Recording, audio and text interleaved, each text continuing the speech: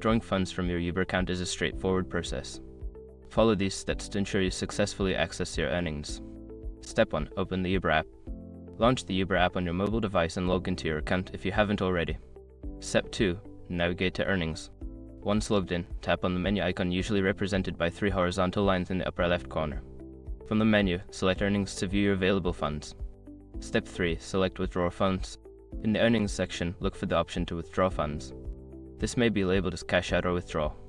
Tap on this option to proceed. Step 4. Choose Withdrawal Amount.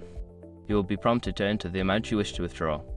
You can either withdraw the full balance or a specific portion. Enter your desired amount and confirm your selection. Step 5. Confirm Payment Method. Select your preferred payment method for the withdrawal. This could be a bank account or a debit card linked to your Uber account. Review the details and confirm the transaction to complete the withdrawal. Once you have followed these steps, your funds should be processed and transferred to your chosen payment method. If you encounter any issues, consider reaching out to Uber support for assistance.